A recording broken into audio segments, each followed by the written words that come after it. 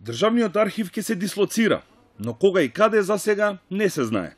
Ова е ставот на владата, која по 2,5 месеци анализирање заклучила дека архивот не треба да биде сместен во зградата која прокиснува при секој дожд. Решението кое што ќе го донесе оваа влада ќе биде долготрајно, во интерес на Република Македонија, во заштита на архивот и во заштита на документите кои што се наоѓаат во тој архив, бидејќи сме многу свесни дека тие документи се национално богатство на Република Македонија. Решението не е донесено, ќе биде допрва донесено, меѓутоа тоа ќе биде долгорочно решение, потенцирам. Веќе 2,5 месеци се работи на анализа на овој проблем кој што е настанат и како да се реши најсоодветно. Владиниот портпарол уверува дека архивскиот материјал е безбеден и складиран во депото кое се наоѓа во стариот објект на архивот, зад кривичниот суд. Архивските материјали кои што се основата на архивските материјали, тие се заштитени и во моментов, бидејќи суштинските, поголемиот дел од нив, се наоѓаат во старото депо на архивот, тие не се воопшто ниту преместени.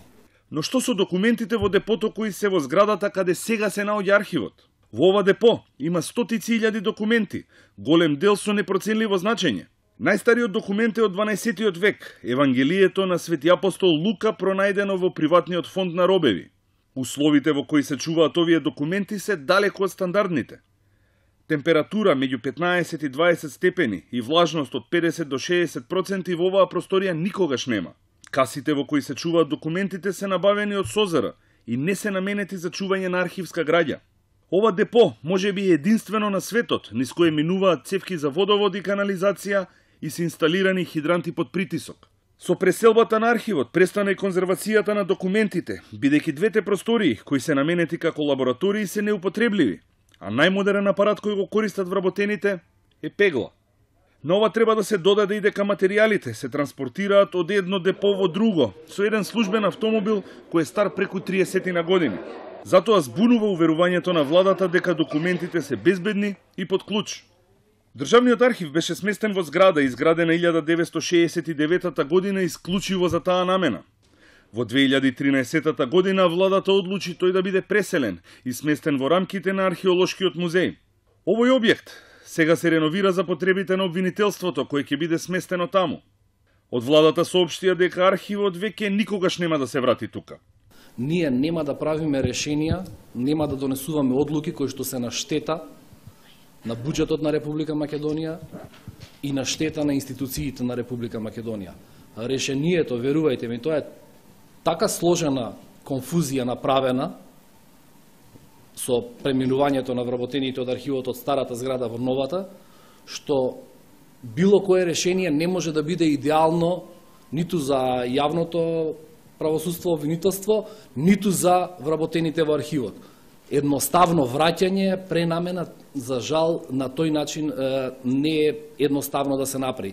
Меѓутоа, постојат повеќе видови на решенија. Ако на ова се додаде и најавата дека решението нема да предизвика дополнителен терет на буџетот, тогаш нејасно е каде овој пат ќе се дислоцира државниот архив, а при тоа ќе се запазат сите стандарди потребни за непречено функционирање на архивот. Според истражувањето на тимот од БИРН, изградбата на објектот во кој што сега е сместен државниот архив, еден од најпрепознатливите од проектот Скопје 2014, траеше повеќе од 4 години и чинеше 42 милиони евра.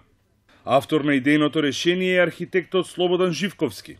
Во објектот кој прокиснува при најмал дожд се сместени и Уставниот суд и археолошкиот музеј.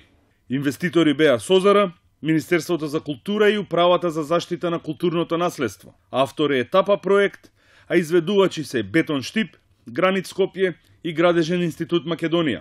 Одговорност за сите пропусти при градбата досега никој не побарал. Додека владата го бара идеалното и најефтиното решение за дислокација на државниот архив, на вработените им остануваат кофите и метлите за да ги заштитат документите и да се надеваат дека дотогаш нема да заврне.